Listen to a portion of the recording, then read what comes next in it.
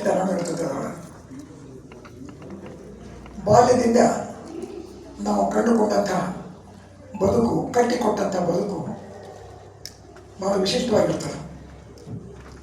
ಯಾರು ಬಡತನವನ್ನು ಬದುಕ್ತಾರೋ ಅವರು ಬಡಪ್ಪನ್ ಅಂತೂ ಬದುಕ್ತಾರೆ. ಬಡತನ ಮತ್ತು ಬಡಪ್ಪನ್ ದೊಡ್ಡಸ್ತಿಕೆ ಅಂತ. ಈ ದೊಡ್ಡಸ್ತಿಕೆ ಅನ್ನೋದು ಅಹಂಕಾರದ ಮಾತಲ್ಲ, ದೊಡ್ಡತನವನ್ನು ತೋರುವಂಥದ್ದು. ಅಂಥ ಬಡತನವನ್ನು ಇವತ್ತು ಬದುಕುವ, ಅನುಭವಿಸುವಂಥ ಪ್ರಸಂಗ ಬಹಳ ಜನರಿಗೆ ಉಳಿದಿಲ್ಲ. ಬಹಳ ಜನರು ಬಡತನವನ್ನು ನಿರಾಕರಿಸ್ತಾರೆ, ಅಥವಾ ಅದನ್ನು ಅಲ್ಲಗಲಿತಾರೆ, ಅಥವಾ ಇದ್ರೂ ಹೇಳೋದಿಲ್ಲ. ಬಡತನವನ್ನು ಹೇಳಲಿಕ್ಕೆ ತಯಾರಾಗೋದಿಲ್ಲ. ಆದರೆ ನನಗೆ ಮಾತ್ರ ಅಂಥ ಪ್ರಸಂಗ ಬರಲಿಲ್ಲ, ಇವತ್ತಿಗೂ ಬಂದಿಲ್ಲ. ಎಂಥ ಒಂದು ಅನುಕೂಲ ಸ್ಥಿತಿ ಇದ್ದರೂ ಕೂಡ ಇವತ್ತಿಗೂ ಆ ಬಡವನಂಗೇನ ಬದುಕೇನೆ ನಾನು. ಮನೆಯೊಳಗೆ ಇನ್ನು 10 ತುತ್ತು ಹೆಚ್ಚು ಊಟ ಮಾಡಬೇಕು ಅಂತ ಸಹಿತ ಒಂದು 5 ತುತ್ತು ಮಾತ್ರ ಊಟ ನಂದು. ಯಾಕೆ ನನಗೆ ಹೋಗೋದಿಲ್ಲ ಅಂತಲ್ಲ, ಇನ್ನೊಬ್ಬರಿಗೆ 10 ತುತ್ತು ಮತ್ತೊಬ್ಬರಿಗೆ ಯಾರಿಗೆ ಸಿಗ್ತದಲ್ಲ ಅಂತ. ಇಂಥ ಮನಸ್ಥಿತಿಯೊಳಗೆ ಮೊದಲಿನಿಂದಲೂ ಇದ್ದವ ನಾನು. ಅದು ಯಾಕೆ ಹಂಗಾಯ್ತು ಅಂತಂದರೆ ನನ್ನ ಪರಿಸ್ಥಿತಿನೇ ಹಂಗಿತ್ತು. ಅಪ್ಪ ಒಂದೆಲ್ಲ ಕ್ಲಾರ್ಕ್ ಇದ್ದರು, ಇಲ್ಲಿ ಧಾರವಾಡದವರು. ಮೆಣಜಿಗೆ ಅಂತ ಒಬ್ಬರ ಅಂಗಡಿಯೊಳಗೆ ಕ್ಲಾರ್ಕ್ ಇದ್ದರು, ಲೆಕ್ಕ ಬರೀತಿದ್ರು. ಆ ಲೆಕ್ಕ ಬರೆದು ಬಂದು ಪಗಾರದೊಳಗೆ ಅದರೊಳಗೂ ಸಾಲ ಸೂಲ ಮಾಡ್ಕೊಂಡು ಬದುಕ್ತಿದ್ರು. ತೀರ್ಕೊಂಡ್ಬಿಟ್ರು. ನಾನು ಒಬ್ಬನೇ ಮಗ. ನನ್ನ ಅವ್ವ ಇಲ್ಲಿ ಸಮೀಪದ ಯಾದವಾಡ ಅಂತ ಒಂದು ಹಳ್ಳಿಯವಳು. ಅಪ್ಪ ತೀರ್ಕೊಂಡ್ಮೇಲೆ ಯಾರೂ ವಿಧಿ ಇಲ್ಲ. ಆಮೇಲೆ ಅಪ್ಪನ ಸಾವಿಗೆ ಬೇಕಾದಂಥ ಖರ್ಚಿನ ಹಣ ಕೂಡ ಇರಲಿಲ್ಲ. ಆಗಿದ್ದು ಮನೆಯನ್ನು ಮಾರಬೇಕಾದ ಆಗ ಮಾರಿದರು. ಒಬ್ಬರು ಪಕ್ಕದ ಅವ್ರ ಹೆಸರು ಹೇಳೋದು ಬೇಡ, ಈಗ ಅಲ್ಲೇ 2-3 ಮನೆಯವರು ಅದನ್ನು ₹1,000 ತೊಗೊಂಡು ಅಲ್ಲೇ ತಮ್ಮ ಸಾಲ ಎಲ್ಲ ನೋಡಿಕೊಂಡು ಅದನ್ನೆಲ್ಲ ಉಳಿದು ₹700 ಆಮೇಲೆ ಕೊಡ್ತೇವೆ ಅಂತ ಹೇಳಿ ಕೊಟ್ಟಿದ್ರು. ನನಗೆಲ್ಲ ನೆನಪದಾವ, ಮತ್ತು ಅವ್ನು ಬರದೇ ನಾನು ಅಲ್ಲಿ ಕೆಲವೊಬ್ಬರ ಹೆಸರು ಹೇಳೇನಿ. ಅಂಥ ಸ್ಥಿತಿಯೊಳಗೆ ಅನಿವಾರ್ಯವಾಗಿ ನಾನು ನಮ್ಮವ್ವ ಯಾದವಾಡಕ್ಕೆ ಹೋದ್ವಿ. ಯಾದವಾಡದೊಳಗೂ ನಮ್ಮವ್ವನ ಅಪ್ಪ, ನಮ್ಮ ಅಜ್ಜ ಒಳ್ಳೆಯ ಸ್ಥಿತಿಯೊಳಗೆ ಇರಲಿಲ್ಲ. ಅವರು ಹೊಲ ಕೂಲಿ ಮಾಡ್ಕೊತಾನೆ ಕೆಲಸ ಮಾಡ್ತಿದ್ರು. ಅವ್ರ ತಮ್ಮ, ನಮ್ಮ ಅಜ್ಜನ ತಮ್ಮ, ಸಣ್ಣ ಅಜ್ಜ, ಇಲ್ಲಿ ಮನಗುಂಡಿ ಅಂತ ಒಂದು ಪಕ್ಕದ ಹಳ್ಳಿ. ಯಾದವಾಡ ಈ ಕಡೆಗೆ, ಮನಗುಂಡಿ ಈ ಕಡೆಗೆ, ಧಾರವಾಡ ಈ ಕಡೆಗೆ. ಅಲ್ಲೇ ಚಾದಂಗಡಿ ಮಾಡ್ಕೊಂಡಿದ್ದ, ದನ ಕರು ಕಟ್ಕೊಂಡಿದ್ದ, ಹೊಲ ಕೋರ್ ಮಾಡ್ತಿದ್ದ, ಹೀಗೆಲ್ಲ ಜೀವನ ಸಾಗಿಸಿದ್ದ. ಆವಾಗ ನಮ್ಗೆ ಹೆಂಗೂ ನಮ್ಮ ಅಜ್ಜಗೆ ಆಳು ಬೇಕಾಗಿತ್ತು, ಮನೆಯೊಳಗೆ ನಮಗೆ ಕೂಡಬೇಕಾಗಿತ್ತು ಹೊಟ್ಟಿಗೆ. ಹೀಗಾಗಿ ನಾವು ಈ ಮನಗುಂಡಿ, ಯಾದವಾಡದಿಂದ ಮನಗುಂಡಿಗೆ ಹೋದ್ವಿ. ಈ ಕಡೆ 6 ಮೈಲು, ಆ ಕಡೆ 6 ಮೈಲು. ನನಗೆ ಹೀಗಾಗಿ ಯಾದವಾಡದ ಸಾಂಸ್ಕೃತಿಕ ಪರಿಸರ, ಮನಗುಂಡಿಯ ಸಾಂಸ್ಕೃತಿಕ ಪರಿಸರ, ನಾಟಕದ ಪರಿಸರ ಎರಡೂ ನನ್ನ ಕಡೆ ಇದಾವೆ. ಇಲ್ಲಿ ನನ್ನ ಸೋದರ ಮಾವ, ಅವನ ತಮ್ಮಗಳು 3 ಮಂದಿ ನಾಟಕದ ಪಾರ್ಟ್ ಮಾಡ್ತಿದ್ರು. ಇಲ್ಲೆಲ್ಲ ಸಣ್ಣ ಆಟ, ಅಲ್ಲೇ ದೊಡ್ಡ ಆಟ. ಅದು ಮಲೆನಾಡು, ಇದು ಬೆಳವಲಿನಾಡು.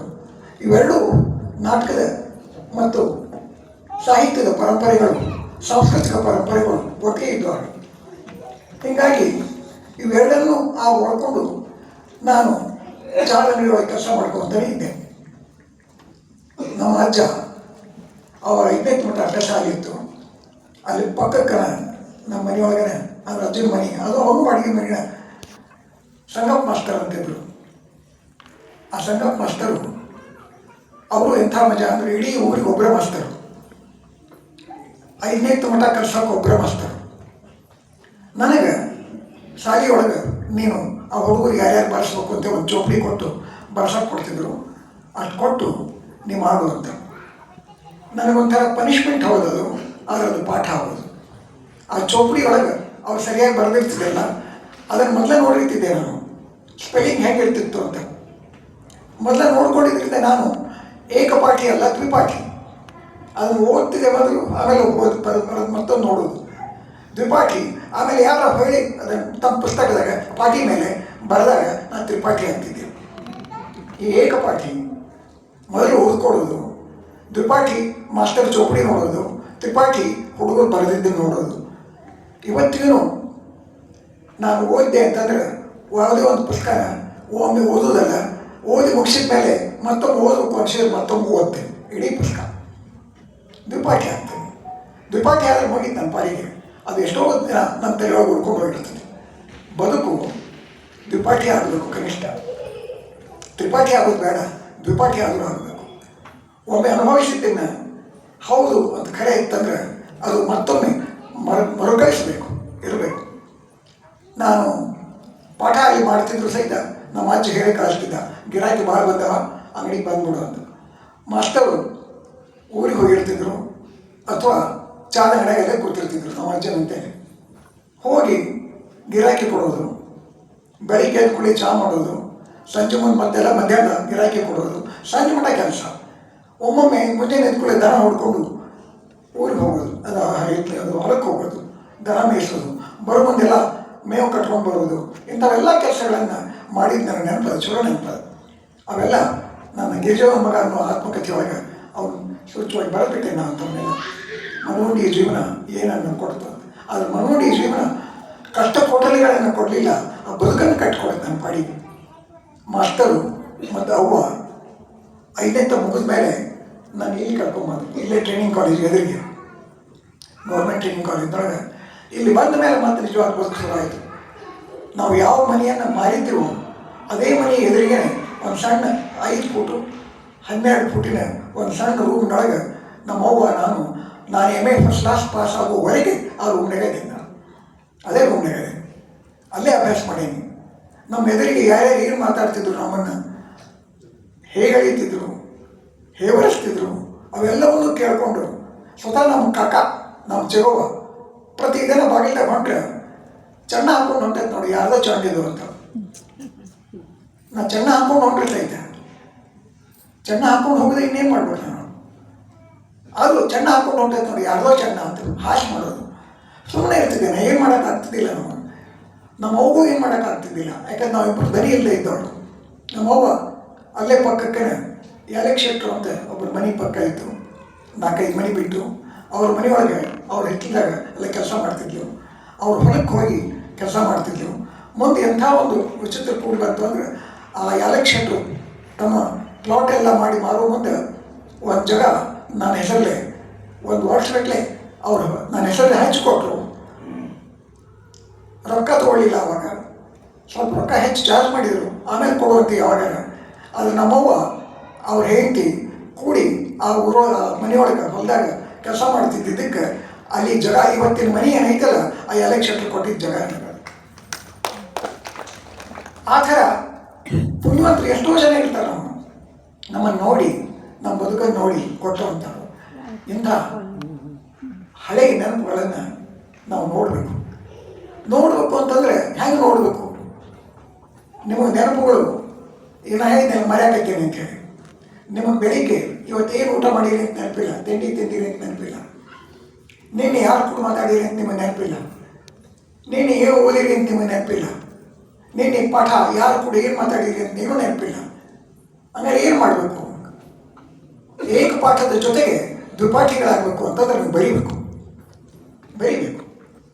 ಹೆಂಗೆ ಬರೀಬೇಕು? ನಾನು ಡೈರಿ ಬರೀತಿದ್ದೆ. ಇದು ನಿಮಗೆ ಕೂಡ ನನಗೆ ವಿನಂತಿ, ದಿನ ನೀವು ಡೈರಿ ಬರೀರಿ.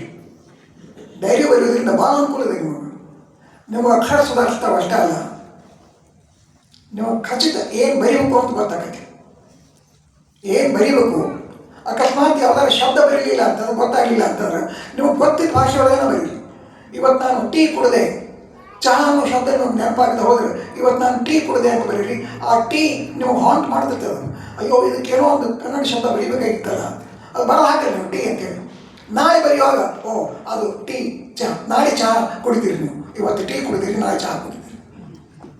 ಭಾಷೆ ನಿಮ್ಗೆ ಬರ್ತೈತೆ, ತಾನೇ ಬರ್ತೈತೆ. ಅದು ನಾನು ಕಟಿಂಗ್ ಮಾಡಿಸ್ಕೊಂಡೆ.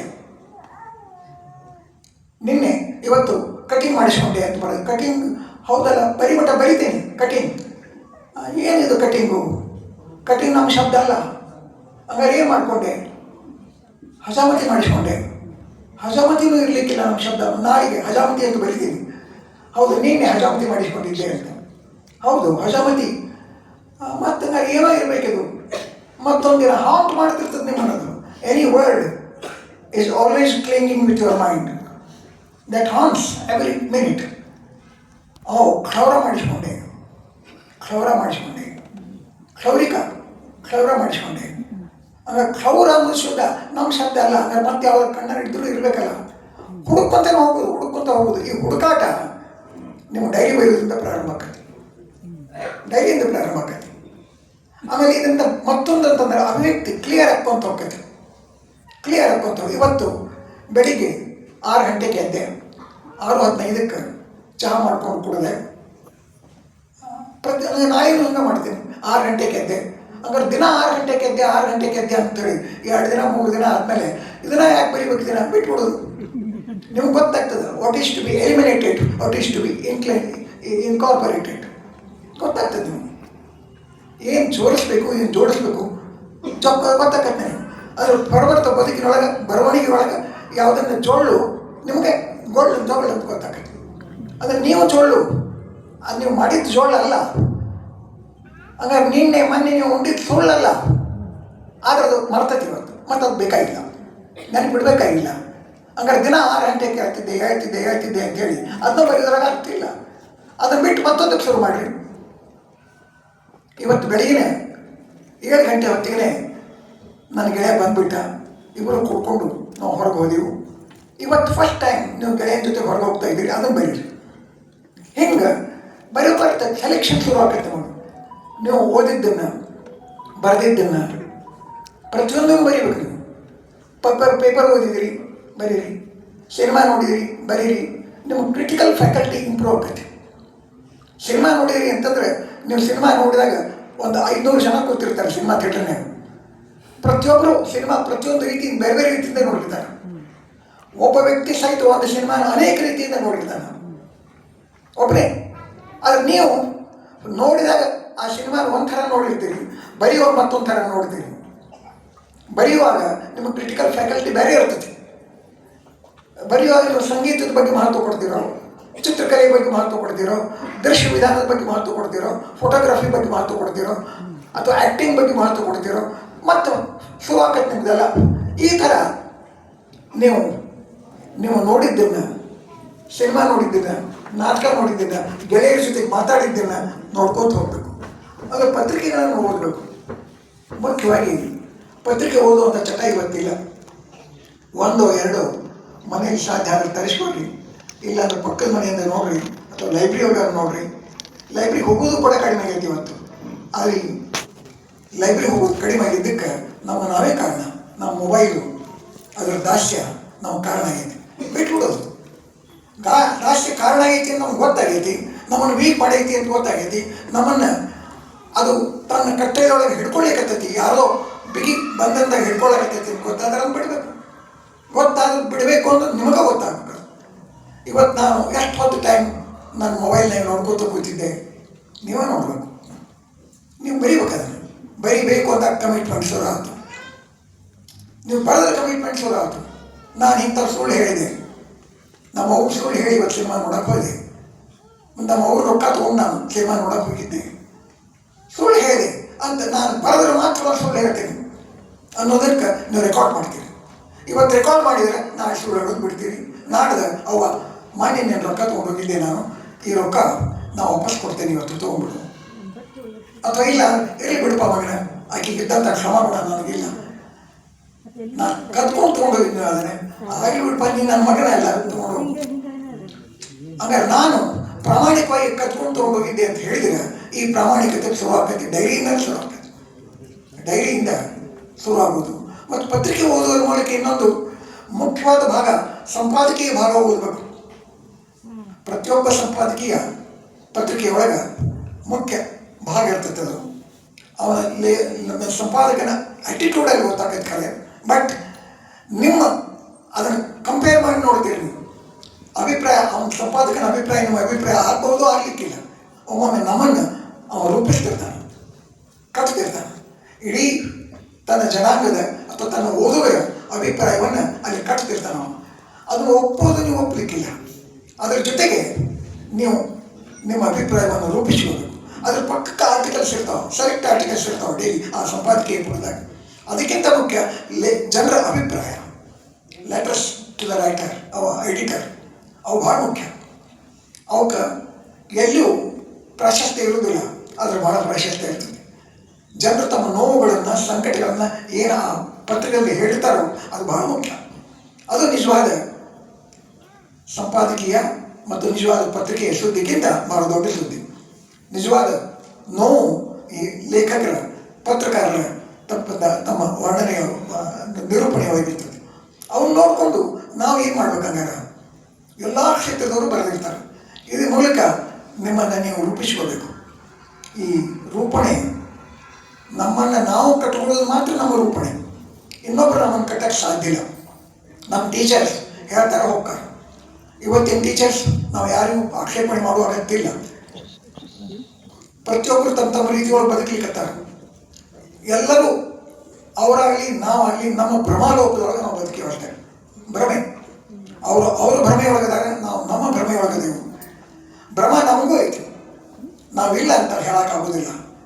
ನಾವು ಇಲ್ಲ, ಭ್ರಮೆಯೊಳಗಿಲ್ಲ, ನಾವು ಭ್ರಮಿತರಲ್ಲ. ಅಲ್ಲ, ನಾವೆಲ್ಲರೂ ಭ್ರಮಿತರು ಮತ್ತು ಭ್ರಷ್ಟರು. ಭ್ರಮಿತರು ಮತ್ತು ಭ್ರಷ್ಟರು. ಭ್ರಮೆ illusions. We are followed and surrounded by illusions. And ಇವು ಭ್ರಷ್ಟಗಳು. ಎಂಥ ಭ್ರಷ್ಟಾಚಾರ! ಅವನು ಭ್ರಷ್ಟಾಚಾರ ಅಂತ ಹೇಳಿದಾಗ ನಿಮ್ದಲ್ಲ ಅಂತ ಕೇಳ್ತೇನೆ ನಾನು. ಸ್ವಂತ ನಮ್ಮ ಸರ್ ಯಾವಾಗಲೂ ಹೇಳ್ತಿದ್ರು, ಈ ಬಟ್ಟು ಇನ್ನೊಂದು ಒಬ್ಬರು ತೋರಿಸುವಾಗ ಈ ಉಳಿದು 2-3 ಬಟ್ಟು ನಮ್ಮ ಕಡೆ ತೋರಿಸ್ತಿರ್ತಾವ. ಒಂದು ಬಟ್ಟು ಅವ್ರ ಕಡೆ ಹೋಗ್ತದೆ, ಉಳಿದು 1-2-3 ಬಟ್ಟು ನಮ್ಮ ಕಡೆ ನೋಡ್ತಿರ್ತಾವ. ನೋಡು, ನಮ್ಮನ್ನು ನೋಡ್ಕೋ ಅಂತ. ಹಾಗಾದ್ರೆ ಯಾವುದು ಭ್ರಷ್ಟಾಚಾರ? ಆಚಾರ. ಆಚಾರ ಯಾವುದು ಆಚಾರ? ಇವತ್ತಿನ ಸರ್ಕಾರ ಆಚಾರನೋ, ನಿನ್ನೆ ಸರ್ಕಾರನೋ, ಅಥವಾ ಮೊನ್ನೆ ಸರ್ಕಾರನೋ, ಆ ಪಕ್ಷನೋ ಈ ಪಕ್ಷನೋ ಅಲ್ಲ. ನಾವು ಯಾವ ಪ್ರತಿಬದ್ಧತೆಯಿಂದ, ಕಮಿಟ್ಮೆಂಟ್, ನನ್ನ ಕಮಿಟ್ಮೆಂಟ್ ಅಂತ ಒಂದು ಇರ್ತದಲ್ಲ, ಅದೇ ನನ್ನ ಆಚಾರ. ಮೈ ಕಮಿಟ್ಮೆಂಟ್ ಇಸ್ ಮೈ ಆಚಾರ.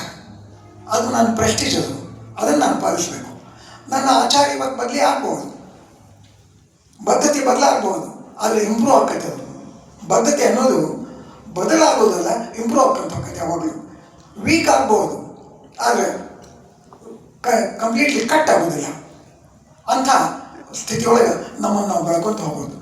ನಾನೇನಿಲ್ಲ, ಅದಕ್ಕೆ ಬಾಲ್ಯವನ್ನು ನಾವು ಮರಿಬಾರದು, ಬರವಣಿಗೆಯನ್ನು ಬಿಡಬಾರದು. ಇವೆರಡೂ ನಮ್ಮನ್ನು ಕಟ್ಟುವಂಥ, ನಮ್ಮ ವ್ಯಕ್ತಿತ್ವವನ್ನು ಕಟ್ಟುವಂಥ ಸಾಧ್ಯತೆಗಳು. ಇದರ ಜೊತೆಗೆ ಈಗ ನಾನು ಓದಿದಂಥ ಸಾಹಿತ್ಯ ಇತ್ಯಾದಿಗಳ ಜೊತೆಗೆ 1-2 ಮಾತಾಗ ಹೇಳೋದು. ಅನೇಕ ಪುಸ್ತಕಗಳನ್ನು ಓದ್ತಿರ್ತೀನಿ. ಅವೆಲ್ಲದರ ಬಗ್ಗೆ ಓದಿದ್ದೇನೆ ಹೇಳಕ್ಕೆ ಹೋಗೋದಿಲ್ಲ. ನನಗೆ ಗೊತ್ತಿಲ್ಲನೇ ನನಗೆ ಗೊತ್ತಿಲ್ಲ. 63ನೇ ಇಸ್ವಿಯೊಳಗೆ MA ಪಾಸ್ ಆದೆ, ಫಸ್ಟ್ ಕ್ಲಾಸ್. ಕರ್ನಾಟಕ ಯೂನಿವರ್ಸಿಟಿಯಿಂದ ಫಸ್ಟ್ ಕ್ಲಾಸ್ ಫಸ್ಟ್ ಬಂದವ ನಾನೊಬ್ಬನೇ.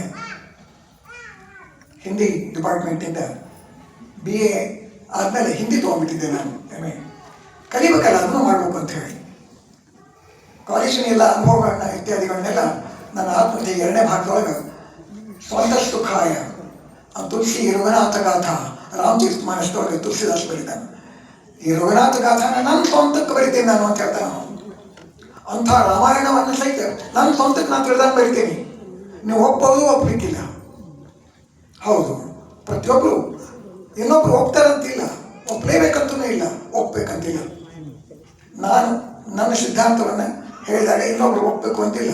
ನನ್ನ ಸಿದ್ಧಾಂತ ಇದಾವು, I am committed to this ಅಷ್ಟೇ. ನೀವು ಒಪ್ಪೋದು ಅಂತ ಬಿಡಿ. ಇದನ್ನು ನಾನು ಪ್ರತಿಯೊಂದು ಬರ್ಕೊಂತ ಬರ್ತಿರ್ತೇನೆ. ಇಂಥ ಹೊತ್ತಿನೊಳಗೆ ಏನು ಮಾಡ್ಬೇಕು ನಾವು? ನನ್ನ ಬರವಣಿಗೆಯನ್ನು 63ನೇ ಇಸ್ವಿಯೊಳಗೆ ಪಾಸ್ ಆದರೂ ಮುಂದೆ 2 ವರ್ಷ ನನಗೆ ಎಲ್ಲೂ ನೌಕರಿ ಸಿಗಲಿಲ್ಲ, ಎಲ್ಲೂ ಸಿಗಲಿಲ್ಲ. ಒಂದು ಜಾತಿ ಹೆಸರಿಂದ ನನಗೆ ಸಿಗಲಿಲ್ಲ. ನನ್ನ ಜಾತಿಯ ಕಾಲೇಜು ಸಂಸ್ಥೆಗಳಲ್ಲಿಯೇ ನನಗೆ ನೌಕರಿ ಸಿಗಲಿಲ್ಲ. ಯಾಕಂದ್ರೆ ನನಗಿಂತ ಹೆಚ್ಚು ರೊಕ್ಕ ಕೊಡೋರಲ್ಲಿದ್ದರು. ನನಗಿಂತ ಅಂದರೆ ನನಗೆ ಕೊಡೋಕ್ಕೆ ಸಾಧ್ಯ ಇದ್ದಿಲ್ಲ. ಇನ್ನೊಂದು ಕಡೆಗೆ ನೀವು ನಮ್ಮ ಜಾತಿ ಅವಲ್ಲ ಅಂತ ಕೊಡಲಿಲ್ಲ. ಇನ್ನೊಂದು ಕಡೆಗೆ ನೀವು ನನಗೆ ಬೇಕಾಗಿಲ್ಲ ಅಂತ ಕೊಡಲಿಲ್ಲ. ಫಸ್ಟ್ ಕ್ಲಾಸ್ ಫಸ್ಟ್ ಬಂದರೂ ಕೂಡ ಕೊಡಲಿಲ್ಲ. BA first class, MA first class first ಕೊಡಲಿಲ್ಲ. 63ನೇ ಇಸ್ವಿಯೊಳಗೆ ಈ ಪರಿಸ್ಥಿತಿ ಇತ್ತು ನನಗೆ. ಇವತ್ತೇನಾಗಿರ್ಬೇಕು ನಿಮ್ಮ ಬಾಳೆ?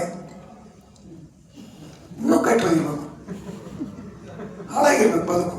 ಏನೇನೋ ಸೆಲೆಕ್ಷನ್ನು, ಅವು ಇವು ಏನೇನೋ ಕಾಂಪ್ಲಿಕೇಶನ್ಸ್ ಭಾಳ ಬಂದವು. ಈಗ ನನಗೆ ಇವತ್ತಿನ ಜೀವನ ನೋಡಿದರೆ ನಾನು ಕಂಪ್ಯೂಟರ್ ಸೈಟ್ ಆಪ್ರೇಟ್ ಮಾಡೋಕ್ಕೆ ಸರಿಯಾಗಿ ಬರೋದಿಲ್ಲ. ಎಷ್ಟೋ ಸಲ ಇದೇನು ಇವತ್ತು ಬೆಂಗಳೂರಿಗೆ ಹೋಗ್ಬೇಕು ನಾನು, ಅದೇನೋ ಕನ್ಫರ್ಮ್ ಆಗಿ ಸೀಟು ನೋಡು, ನಾನು ನೋಡೋಕ್ಕೆ ಸೇರಿರ್ತಾನೆ ಹೇಮಾಗ ಇದೆ, ಇದೇನೋ ಮೆಸೇಜ್ ಬಂದೈತೆ ನೋಡಿಲ್ಲ ಏನೋ ಅಂತ, ಅದು ಕನ್ಫರ್ಮ್ ಆಗೈತೆ ಸೀಟು, ಏನು ಚಿಂತೆ ಮಾಡಿಬಿಡ್ಬೋದು ಅಂತ. ಅಷ್ಟರ ಮಟ್ಟಿಗೆ ನಾನು ಅಜ್ಞಾನಿ. ಕೆಲವು ಅಜ್ಞಾನಿ ಆಗ್ಬೇಕು, ನಾನು ಡಿಪೆಂಡ್ ಆಗ್ತೇನೆ, ಇನ್ನೊಬ್ಬರು ಡಿಪೆಂಡ್ ಆಗೋದು. ಆವಾಗ ಇನ್ನೇನು ಮಾಡಲಿ ಅಂತ ತಿಳ್ಕೊಂಡು ನಾನು ಕವಿತಾ ಅಂತೂ ಬರೀತಿದ್ದೆ. ಈ ಕವಿತಾ ಒಬ್ಬ ಹುಡುಗಿ ಬಗ್ಗೆ ಬರೀತಿದ್ದೆ. ನಾನು ಒಬ್ಬ ಹುಡುಗಿ ಬಗ್ಗೆ ಅಲ್ಲ, ಎಲ್ಲ ಹುಡುಗಿಯರ ಬಗ್ಗೆ ಒಬ್ಬ ಹುಡುಗಿ ಅಂತ ತಿಳ್ಕೊಂಡು ಬರೀತಿದ್ದೆ. ಯಾರನ್ನು ನೋಡಿ ಚಂದ ಅನಿಸಿದ್ರು ಆಕೆ ಒಬ್ಬಾಕೆ ಅಂತ ತಿಳ್ಕೊಂಡು ಬರೀತಿದ್ದೆ. ಎಲ್ಲರೂ ನೋಡಿದವರು ನನ್ನ ಬಗ್ಗೆ ಬರಲ್ಲ ಅಂತ ತಿಳ್ಕೊತಿದ್ರು. ಇದು ನೀನಾ ಅನ್ನುವಂಥ ಒಂದು ಕವಿತಾ ಸಂಕಲನದೊಳಗೆ ನಮ್ಮ ಹಿರೇಮಠರು ಇಲ್ಲೇ ಕೂತಾರೆ, ಶಿವಶಂಕರ ಹಿರೇಮಠ. ನಾನು 62, 61, 63ನೇ ಇಸ್ವಿಯೊಳಗೆ BA MA ಆಗೋ ತನಕ ನಾನು ಬರೆದಂಥ ಅನೇಕ ಪದ್ಯಗಳನ್ನು, ಇಡೀ ಸುಮಾರು ಒಂದು 200 ಪುಟದ ನೋಟ್ಬುಕ್ ತುಂಬುವಷ್ಟು ಪದ್ಯಗಳನ್ನು ಎಲ್ಲನೂ ಓದಿದವರು ಇವರೇ, ಶಿವಶಂಕರ ಹಿರೇಮಠ. ಅವ್ರು ಯಾಕೆ ಮುಂದೆ ಕೂತಾರೋ ಗೊತ್ತಿಲ್ಲ, ನಾನು ಹೇಳ್ತೇನೋ ಇಲ್ಲ ಅಂತ. ಅವಾಗಿನ ಹುಡುಗಿಯರನ್ನೂ ಗೊತ್ತವ್ರು. ಸುಭಾಷ್ ರೋಡ್ನಾಗ ಸುಭಾಷ್ ಚಂದ್ರ ಬೋಸ್ ರಸ್ತೆ ಇರ್ತದೆ. ಅವ್ರನ್ನ ಸಾಯಂಕಾಲ ಇವ್ರು ನನ್ನ ಮನೆಗೆ ಅಥವಾ ನಾನು ಕಡೆಗೆ ಇವ್ರನ್ನ ಕಳ್ಸಕ್ಕೆ ಬರ್ತಿದ್ದೆ ದಾರಿ ಒಳಗೆ. 2-3 ಮಂದಿ ಹುಡುಗಿಯರು ಭೇಟಿ ಆಗ್ತಿದ್ರು. ಆಕೆ ನೋಡಿದ ಕೂಡ ನಾನು ನಿಂತು ಬಿಡ್ತಿದ್ದೆ. ಯಾರು ನಾನು ಇಲ್ಲಾಕೆ ನಿಂತು ಆಕೆ ಕೂಡ ಏನಾರ ಇರ್ತಾನೆ ಅದು ಕೇಳೋರು. ಭಾಳ ಹೋಗ್ತವೆ ಈಗ ಹುಚ್ಚು ಜನ ಕೇಳೋರು. ಆಕೆ ಕೂಡ ಏನಾರ ಇರ್ತಾನೆ ಅಂತ. ಹೌದಲ್ರಿ, ನೀನೇ ಓದಿದ ಕವಿತಾ ಆಕೆ ಬಗ್ಗೆನೇ ಇತ್ತು ಅಂತಿದ್ದೆ ನಾನು. ಹೌದೇನ? ಹ್ಞೂ ಅಂತಿದ್ರು ಅವರು. ಅವೆಲ್ಲ ಕವಿತೆಗಳನ್ನ ನೀ ನಾ ಅಂತಿದ್ದ ಕವಿತೆಗಳನ್ನೆಲ್ಲ ಕೂಡಿಸಿ ಒಂದು ಸಂಕಲನ ಮಾಡ್ಬೋಣ, ನೀನಾ ಅಂತಲೇ ಇಟ್ಬೋಣ ಅಂಥೇಳಿ ಮೊದಲೇ ಇದನ್ನು ಹೇಳಿದ್ದ ಅವರು. KS ನರಸಿಂಹಸ್ವಾಮಿ ಅವರಿಗೆ ಮುನ್ನುಡಿ ಬರೆಯಕ್ಕೆ ಕೊಡೋಣ ಅಂತ ಹೇಳಿದವರು ಅವರು. ಅವ್ರ ವಿಳಾಸ ಹುಡುಕಿ ಪತ್ರ ಬರಲಿಕ್ಕೆ ಹೇಳಿದವರು ಅವರು. ಅವ್ರ ಮುನ್ನುಡಿನ ಬಂತು, ನರಸಿಂಹಸ್ವಾಮಿ ಮುನ್ನುಡಿ. ಇಂಥ ಅದ್ಭುತ ಕವಿತೆಗಳನ್ನು ಬರೆದವಾಗ ಭವಿಷ್ಯ ಭಾಳ ಸುಲಭ ಐತೆ ಅಂತ ಮೊದಲನೇ ಮುನ್ನುಡಿ ನರಸಿಂಹಸ್ವಾಮಿ ಅವರು ಬರೆದರು. ಇವತ್ತಿಗೂ ಅದರಂಥ ಕವಿತೆಗಳನ್ನ ನಾನು ಬರೆದಿಲ್ಲ, ಯಾಕಂದ್ರೆ ಅಂಥ ಹುಡುಗಿಯರು ನನಗೆ ಸಿಕ್ಕಿಲ್ಲ. ಯಾಕಂತಂದ್ರೆ ಅವ್ರು ಯಾವ ಹುಡುಗಿಯರಾಗಿ ಉಳಿದಿಲ್ಲ, ಆಗ ಭೇಟಿ ಆಗ್ತಾರೆ ಅವರು. ಇವತ್ತು ಭೇಟಿ ಆಗ್ತಾರೆ. ಹೆಂಗದಿವಾ ಅಂತ ನಾನು ಕೇಳ್ತೀನಿ, ನೀ ಹೆಂಗದೀಪ ಅಂತ ಅವ್ರು ಕೇಳ್ತಾರೆ. ಹೆಂಗದಿ ಅಂತಲ್ಲ, ಹೆಂಗದಿವಾ ನೋಡಿ. ಭಾಷೆನೇ ಚೇಂಜ್ ಆಯಿತು, ಬದುಕು ಚೇಂಜ್ ಆಯಿತು, ಸ್ಥಿತಿ ಚೇಂಜ್ ಆಗಿಬಿಡ್ತು. ಇಂಥ ಸ್ಥಿತಿಯೊಳಗೆ ಆವಾಗಿನ ಕವಿತೆಗಳನ್ನು ನೀನಾ 60 ಅಂಥೇಳಿ 60 ವರ್ಷ ನೀನಾ ಪುಸ್ತಕಕ್ಕೆ ಸಂಬಂಧ ಬಂದಾಗ 60ನೇ ವರ್ಷಕ್ಕೆ ನೇಮ ಮೊನ್ನೆ ಒಂದು ಪುಸ್ತಕ ಎಡಿಟ್ ಮಾಡಿದ್ರು. ಇವತ್ತೂ ಅದ್ಭುತವಾದ ಕವಿತೆಗಳು. ನಾನು ಮೊನ್ನೆ ಓದಾಕತ್ತೀನಿ ಅವನ, ಇವತ್ತಿಗೂ ಅದ್ಭುತವಾದ ಕವಿತೆಗಳು. ಅದರಂಥ ಕವಿತೆಗಳನ್ನು ನಿಮಗೆ ಬರೆಯೋಕ್ಕೆ ಸಾಧ್ಯನೇ ಇಲ್ಲ, ಯಾಕಂದ್ರೆ ನಿಮಗೆ ಆ ಬದುಕ ಗೊತ್ತಿಲ್ಲ. ಆಗ ಆ ಹುಡುಗಿಯರೂ ಗೊತ್ತಿಲ್ಲ, ಅಂಥ ಪ್ರೀತಿನೂ ಗೊತ್ತಿಲ್ಲ, ಅಂಥ ಡೆವೋಷನ್ನು ಇಲ್ಲ, ನಿಮಗೆ ಕಮಿಟ್ಮೆಂಟು ಇಲ್ಲ, ಆ ಲ್ಯಾಂಗ್ವೇಜು ಇಲ್ಲ. ನೀವು ಇಲ್ಲ. ಯಾಕಿಲ್ಲ? ನೀವು ಗಳಿಸ್ಕೊಂಡಿಲ್ಲ. ಭಾಷೆಯನ್ನು ಓದಬೇಕು, ಬೆಳಿಬೇಕು, ಬದುಕಬೇಕು. ಓದುವ ಮೂಲಕ ಬರೆಯೋದು, ಓದೋದಲ್ಲ,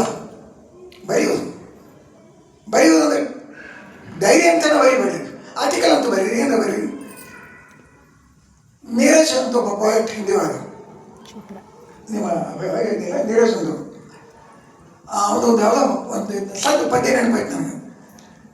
ಅದು ಆದ್ಮಿ तेरोइट में हर बशर गांधी नहीं है.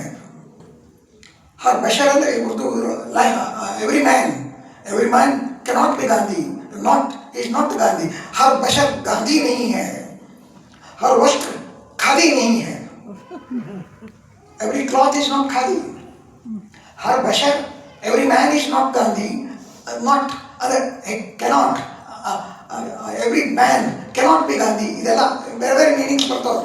हर बशर गांधी नहीं है, हर वस्त्र खादी नहीं है, आदमी है आदमी, आदमी है आदमी, चांदी नहीं, सोना नहीं चांदी नहीं, सोना नहीं चांदी नहीं, मतलब मीनिंगफुल. और गांधी चांदी गांधी ಎಲ್ಲ ಇಟ್ಟಿರ್ಬೇಕು. ಖಾದಿ ಅದು ಆದಮಿ ಹೇ ಆದಮಿ, man is man. You consider man as man, you consider yourself as a person, as a person, as a man, as a personality.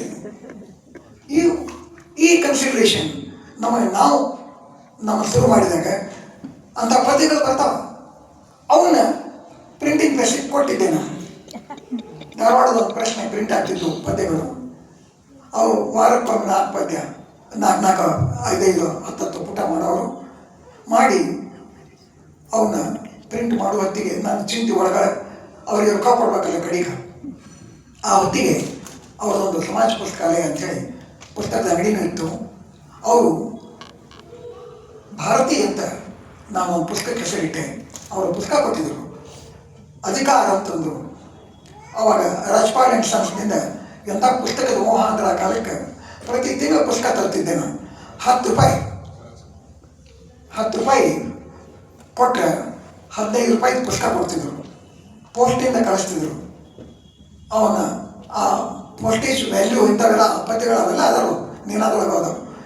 ಅವನ್ನೆಲ್ಲನೂ ಬರೆದಿದ್ದೆ ಅದರೊಳಗೆ. ಆ ಎಲ್ಲ ಶೇಕ್ಸ್ಪಿಯರ್ನ ನಾಟಕಗಳ ಕಥೆಗಳನ್ನು, ಆಮೇಲೆ ಶರತ್ಚಂದ್ರನ ಪುಸ್ತಕಗಳನ್ನು, ಬಂಕಿಂಚಂದ್ರ ಪುಸ್ತಕಗಳನ್ನು ಎಲ್ಲವೂ ಹಿಂದಿ ಒಳಗೆ ತರಿಸ್ಕೊಂಡಿದ್ದೆ ನಾನು. ಆಮೇಲೆ ಆತ ನೋಡ್ಕೊಂಡು ನನ್ನ ಪ್ರಿಂಟರು ಈ ಅಧಿಕಾರ ಅಂತಂದು, ಅಧಿಕಾರ ಅನ್ನೋದ್ರ ಹೆಸರು ಪಥೇರ್ ದಾವಿ ಅಂತಿರ್ತದೆ. ಪಥೇರ್ ದಾವಿ ಅಂತ ಪುಸ್ತಕ, ಪಥ್ಗೆ ದಾವೇದಾರ್ ಅಂಥೇಳಿ ಹಿಂದಿ ಒಳಗಿತ್ತು. ಆ ಪುಸ್ತಕವನ್ನು ನೀನು ಅನುವಾದ ಮಾಡಿಕೊಡು ಅಂತ ಮಾಡಿಕೊಟ್ಟೆ. ನನಗೆ ಭಾಳ ಖುಷಿ ಆಯಿತು. ಅದನ್ನು ಓದಿರಿ ಎಷ್ಟು ನೆನಪಿದೆ. ಆ ಕನ್ನಡವನ್ನು ನಾನು ಅನುವಾದ ಮಾಡಿಕೊಟ್ಟಾಗ ಅವರು ಓದಿಕೊಟ್ಟಿದ್ರು ಅದನ್ನು, ಹಸ್ತಪ್ರತಿಯನ್ನು. ಅದನ್ನು ಓದಿ ಅವ್ರಿಗೆ ಕೊಟ್ಟೆ. ನನಗೇನು ಸಂತೋಷ ಅಂದರೆ, ಕೊಟ್ಟೆಯಲ್ಲಪ್ಪ ಏನೋ ಖಾಲಿ ಇದ್ದಲೆ, ಆಮೇಲೆ ಖಾಲಿ ಆಗಿದ್ದೆ, ನೌಕರಿ ಸಿಕ್ಕಿದ್ದೆಲ್ಲ ಏನೂ ಇದ್ದಿದ್ದಿಲ್ಲ, ಸ್ಕಾಲರ್ಶಿಪ್ಪು ಅವಾಗ ಸಿಕ್ಕಿರಲಿಲ್ಲ 8-10 ತಿಂಗಳ. ಏನು ಮಾಡಲಿ ಅಂತಿಕೊಂಡು ಕೊಟ್ಬಿಟ್ಟೆ. ಆಮೇಲೆ ಮತ್ತೊಂದು ಪುಸ್ತಕ ಕೊಟ್ಟರು ಅವರು, ಅದು ಚಲೋ ಐತಿ. ಇನ್ನೊಂದು ಪುಸ್ತಕ ಶೇಷಪ್ರಶ್ನೆ ಅಂತಂದು ಐತಿ ಮಾಡುವಂತ ಶರತ್ಚಂದ್ರನ ಪುಸ್ತಕನ. ಆಮೇಲೆ ಅದನ್ನು ಮಾಡಿಕೊಟ್ಟೆ ನಾನು. ಇವೆರಡು ನಾನು ಪ್ರಿಂಟ್ ಮಾಡ್ತೀನಿ ಅಂದರೆ ಅವರು, ನಾನು ಪ್ರಿಂಟ್ ಮಾಡ್ತೀನಿ ಅಂದ್ರೆ ನಾನು ದೊಡ್ಡ ಖುಷಿ ಆಗಿಬಿಡ್ತು. ರೊಕ್ಕ ಪಕ್ಕ ಏನು ನನಗೆ ಗೊತ್ತೇ ಇಲ್ಲ, ನನ್ನ ಹೆಸರು ಹಾಕ್ತಾರಂತೂ ಗೊತ್ತಿಲ್ಲ. ಪ್ರಿಂಟ್ ಮಾಡ್ತಾರೆ ಅಂದರೆ ಪುಸ್ತಕ ನನಗೆ ಇವರು ಪ್ರಿಂಟ್ ಮಾಡ್ತಾರೆ ಬಿಡು ಅಂತ ತಿಳ್ಕೊಂಡೆ ನಾನು. ಪ್ರಿಂಟ್ ಮಾಡ್ತಾರೆ. ಆಮೇಲೆ ಕಡೆಗೆ ಅವರು ಮತ್ತೊಂದು ಪುಸ್ತಕ ಕೊಟ್ಟರು, ನಾಯಿಕಾ ಮೌಲ್ಯ ಅಂತೇಳಿ, ನಾರಿಯ ಮೌಲ್ಯ ಬಂಗಾಳಿ ಒಳಗೆ. ಇದು ಯಾರೂ ಮಾಡಿಲ್ಲ, ಓದಿದ್ದನ್ನು ಕೆಲವರು ಮಾಡ್ಯಾರ, ಇದನ್ನು ಮಾತ್ರ ಯಾರೂ ಮಾಡಿಲ್ಲ, ಇದನ್ನು ಮಾಡಿಕೊಡು ಅಂದರು. ಇದನ್ನು ಮಾಡಿಕೊಟ್ಟೆ. ಹೆಣ್ಣಿನ ಸ್ಥಾನಮಾನ ಅಂತ 3 ಪುಸ್ತಕ. Fortunately for all these 3 books, Pather Dabi ಅದು ಭಾರತಿ ಅಂತ ನಾನೇ ಹೆಸರಿಟ್ಟೆ ಅದಕ್ಕೆ. ಅಲ್ಲಿ ಮೇನ್ ಕ್ಯಾರೆಕ್ಟರ್ ನೋಡ್ರಿ, ಅಲ್ಲಿ ಭಾರತಿ ಅಪೂರ್ವ ಬಂಗಾಳಿ ಹುಡುಗ, ಆಕೆ ಭಾರತಿ ಜೋಸೆಫ್ ಕ್ರಿಶ್ಚಿಯನ್ ಹುಡುಗಿ, ಜಗಳಗಂಟು ಹುಡುಗಿ. ಆದರೂ ಕೂಡ ಅವರಿಬ್ಬರ ಪ್ರೀತಿ, ಧರ್ಮ ಜಾತಿ ಎಲ್ಲವನ್ನು ಮೀರಿಂತ ಒಂದು ಷರತ್ತನ್ನು ಪ್ರೀತಿ ಇಲ್ಲಿ ಗೊತ್ತಾಗುವಂಥದ್ದು. ಅದೆಲ್ಲ ಭಾಳ ವಿಚಿತ್ರ ಕಥೆ ಐತೆ. ಅದು ಭಾರತಿ ಅಂತಲೇ ಟೈಟಲ್ ಇಟ್ಟೆ. ಅದು ಫಸ್ಟ್ ಟೈಮ್ ಆ ಥರ ಇಟ್ಟಿದ್ದು. ಪಬ್ಲಿಷರ್ಗೂ ಭಾಳ ಖುಷಿ ಆಗ್ತದೆ. ಅದನ್ನು 3 ಪುಸ್ತಕ ಮಾಡಿಕೊಟ್ಟ ಮೇಲೆ ಅವ ಸಂತೋಷದಿಂದ ಹೇಳಿದ, ನಿಮ್ಮ ಪ್ರಿಂಟಿಂಗ್ ಬಿಲ್ ಎಲ್ಲ ಫೈನಲ್ ಆಗೈತಿ. ನನಗೆ ಮತ್ತೆ ಚಿಂತೆ ಆಯಿತು, ಪ್ರಿಂಟಿಂಗ್ ಬಿಲ್ ಫೈನಲ್ ಆಗೈತೆ ಅಂದ್ರೆ ರೊಕ್ಕ ಕೊಡ್ಬೇಕಾಗಲ್ಲ. ಪ್ರಿಂಟಿಂಗ್ ಬಿಲ್ ಫೈನಲ್ ಆಗೈತಿ, 620 ಆಗೈತಿ ಆ ಕಾಲಕ್ಕೆ. ಈಗ ಅದು ಬಹುಶಃ 10-12 ಸಾವಿರ 20 ಸಾವಿರ ಆಗ್ತೈತೆ ಅನ್ನೋ ಗೊತ್ತಿಲ್ಲ. 620 ರೂಪಾಯಿ ಬಿಲ್ ಆಗೈತಿ. ನನಗೆ 20 ರೂಪಾಯಿ छूट ಕೊಡ್ತೇನೆ ನಾನು, ಮೇಲಿನ 20 ರೂಪಾಯಿ ಬಿಡ್ತೇನೆ. ಆಮೇಲೆ ಈ 3 ಪುಸ್ತಕ ಏನು ನಾನು ಮಾಡಿಕೊಟ್ಟಿಯಲ್ಲ, ಆ 3 ಪುಸ್ತಕ 300 ರೂಪಾಯಿ ಕೊಡ್ತೇನೆ ಅಂತ. ನನಗೆ ಎಂಥ ಅದ್ಭುತ ಆನಂದ ಆಗ್ತದೆ. 3 ಪುಸ್ತಕಕ್ಕೆ 300 ರೂಪಾಯಿ ನನಗೆ ಯಾಕೆ ಕೊಡ್ತೀರಿ ಏನೇ ನಾನು, ನೀವು ಅನುವಾದ ಮಾಡಿಕೊಟ್ಟಿದ್ದಕ್ಕೆ ಮಾಡಿಕೊಡ್ತೀನಿ ಮತ್ತು ನಿಮ್ಮ ಹೆಸರಲ್ಲೇ ನಾನು ಪ್ರಿಂಟ್ ಮಾಡ್ತೇನೆ ಅವನ ಅಂದ. ನಾನು ಹೆಸರಲ್ಲೇ ಪ್ರಿಂಟ್ ಮಾಡ್ತಾನೆ ಅನ್ನೋದನ್ನು ಸಾಕಾಗಿತ್ತು ನನಗೆ. ಅವ್ರು ರೊಕ್ಕ ಕೊಡೋದು ಕಲ್ಪನೆ ಇರಲಿಲ್ಲ. ಫಸ್ಟ್ ಟೈಮ್ ರಾಯಲ್ಟಿ ನನಗೆ ಸಿಕ್ಕಿದ್ದದು. ಅದಕ್ಕೆ ನಾನು ಕಲ್ಕತ್ತಾಕ್ಕೆ ಹೋದಾಗ ಚರ್ಚೆ ಮಾಡಿದೆ. ಅಲ್ಲಿ ಸ್ನೇಹಿತರಿಗೆ ಹೇಳಿದೆ ನಾನು, ಶರತ್ ಚಂದ್ರ ತೀರ್ಕೊಂಡಿದ್ದು 1938 ಜನವರಿ 16, 1938. ನಾನು ಹುಟ್ಟಿದ್ದು 1939. ನಾನು 24-23 ವಯಸ್ಸಿನೊಳಗೆ ಈ 3 ಪುಸ್ತಕ ಅನುವಾದ ಮಾಡಿಕೊಟ್ಟೆ ನಾನು. 38ದಾಗ ತೀರ್ಕೊಂಡಂಥ ಶರತ್ ಚಂದ್ರ 24ನೇ ನನ್ನ ವಯಸ್ಸಿನಾಗ ಬಂದು 300 ರೂಪಾಯಿ ಕೊಟ್ಟ ನನಗಂತೂ. 300 ರೂಪಾಯಿ ಕೊಟ್ಟ. ಆ ಕೃತಜ್ಞತೆ ನನಗೆ ಇವತ್ತಿಗೂ ಉಳಿದೋಗ್ತದೆ. ಆ 3 ಪುಸ್ತಕ ಶರತ್ ಚಂದ್ರನ ಅದ್ಭುತ ಪುಸ್ತಕಗಳು. ನನಗೆ ಗೊತ್ತಿಲ್ಲದೇ ಅವ ಅನುವಾದ ಮಾಡಿಸ್ಕೊಂಡಿದ್ದು, ನನಗೆ ಗೊತ್ತಿಲ್ಲದೇ ಶರತ್ ಚಂದ್ರನ ಶ್ರೇಷ್ಠ ಪುಸ್ತಕಗಳಂತ ಬಂದಿದ್ದು, ಇವು ಮಾಡಿಕೊಟ್ಟಿದ್ದೆ. ಆ ಶರತ್ ಚಂದ್ರನ ಇತ್ತೀಚೆಗೆ ಒಂದು 4-5 ತಿಂಗಳ ಹಿಂದೆ ಮಾತ್ರ ನಾನು ಪುಸ್ತಕಗಳನ್ನು ಓದಿದೆ. ಎಷ್ಟೋ ವರ್ಷದ ಮತ್ತೆ ಓದಿದೆ. ಇವತ್ತಿನ ಚಲೋ ಪುಸ್ತಕ ಅದಾವು. ಎಂಥ ಅದ್ಭುತ ಅಂತ ಅನಿಸ್ತು. ಆ ಪುಸ್ತಕಗಳನ್ನು ನೀವು ಓದಬೇಕು. ಶರತ್ ಚಂದ್ರನ ಟ್ಯಾಗೋರ್ನಲ್ಲ, ಟ್ಯಾಗೋರ್, ಬಂಕಿಮ್ ಚಂದ್ರ, ಶರತ್ ಚಂದ್ರ, ನೇತಾಜಿ ಬೋಸ್ ಎಲ್ಲರೂ ಸಮಕಾಲೀನರು. ಸ್ವಲ್ಪ 4-5 ವರ್ಷ ಹೆಚ್ಚು ಕಡಿಮೆ ಇದ್ದವರು. ಬಟ್ ಇವರೆಲ್ಲರೂ ಸಮಕಾಲೀನಿದ್ದರೆ ಸಹಿತ ಸ್ವತಃ ತನ್ನ ಬದುಕಿನ 40ನೇ ವಯಸ್ಸಿಗೆ ಕೇಮ್ ಬ್ಯಾಕ್ ಫ್ರಮ್ ಬರ್ಮಾ, ರಂಗೂನ್ದಿಂದ ವಾಪಸ್ ಬಂದ ಶರತ್ ಚಂದ್ರ. ಬಂದು ಕಲ್ಕತ್ತಾದೊಳಗೆ ಸೆಟ್ಲ್ ಆದಮೇಲೆ ಅಲ್ಲಿನೂ ಮೊದಲು ಬರೀತಿದ್ರು, ಪತ್ರಿಕೆಗಳು ಬರೀತಿದ್ರು, ಪುಸ್ತಕ ಬರೀತಿದ್ರು. ಅವನ್ನೆಲ್ಲ ಬರೆದ ಮೇಲೆ ಅವನ್ನೆಲ್ಲ ಸಂಗ್ರಹ ಮಾಡ್ಕೊತ ಕೊಟ್ಕೊತ ಹೋಗಿಬಿಟ್ರು. ಇಂಥ ಒಂದು commitment to downtrodden people, village people, different caste, communities, castes, ಇವೆಲ್ಲವೂ. ಕಮಲಾ ಅಂತ ಒಂದು ಕ್ಯಾರೆಕ್ಟರ್ ಆ ಶ್ರೇಷ್ಠ ಪ್ರಶ್ನೆ ಒಳಗೆ ಬರ್ತದೆ. ಅದ್ಭುತ ಕ್ಯಾರೆಕ್ಟರ್. ಇವತ್ತೇನು ಇನ್ನು 200 ವರ್ಷ 300 ವರ್ಷ ಹೋದರೂ ಕೂಡ ಭಾಳ ಅದ್ಭುತವಂಥ ಒಂದು ಕ್ಯಾರೆಕ್ಟರ್. ನೀವು ಆ ಭಾರತೀಯ ಅನ್ನೋ ಪುಸ್ತಕವನ್ನು, ಶ್ರೇಷ್ಠ ಪ್ರಶ್ನೆ ಅನ್ನೋ ಪುಸ್ತಕಗಳನ್ನು, ಈ ಇನ್ನೊಂದು ಹೇಳಿದ್ದೇನ ಹೆಣ್ಣಿನ ಸ್ಥಾನಮಾನ, ಈ 3, ಆ ಹೆಣ್ಣಿನ ಸ್ಥಾನಮಾನದೊಳಗೆ ಇಡೀ ಜಗತ್ತಿನ ಪ್ರತಿಯೊಂದು ಕಂಟ್ರಿಯೊಳಗಿನ ಪ್ರತಿಯೊಂದು ಧರ್ಮದೊಳಗೆ ಯಾವ್ಯಾವ ಥರ ಏನು ಹೆಣ್ಣು ಎಲ್ಲೆಲ್ಲಿ ಸಫರ್ ಆಗ್ಯಾಳ ಅನ್ನೋದನ್ನು ವಿತ್ ಅಥೆಂಟಿಕ್ ಡಿಟೇಲ್ಸ್ ಕಮಿಟ್ಮೆಂಟ್ ಮಾಡ್ತಾನೆ, ಬರೀತಾನೆ ಶರತ್ತು. ಇಂಥ ಅದ್ಭುತ ಪುಸ್ತಕಗಳು ಅವನ್ನೆಲ್ಲ ಓದಬೇಕು. ಓದೋದ್ರ ಜೊತೆಗೆ ಒಂದು ನನಗೆ ನೆನಪಾಗ್ತದೆ, ಶರತ್ ಚಂದ್ರ ಹುಟ್ಟಿ ಮುಂದಿನ ವರ್ಷ ಸೆಪ್ಟೆಂಬರ್ಗೆ 150 ವರ್ಷ ಆಗ್ತದೆ. Next year 150 years. ನೀವು ಸ್ನೇಹಿತರು, ರಾಮಾಯಣಪ್ಪ ಮತ್ತು ಸ್ನೇಹಿತರು ಶರತ್ ಚಂದ್ರನ ಬಗ್ಗೆ 150 ವರ್ಷ, ಮುಂದಿನ ವರ್ಷ ಇನ್ನೂ 1 ವರ್ಷ ಟೈಮ್ ಐತೆ ನಿಮಗೆ.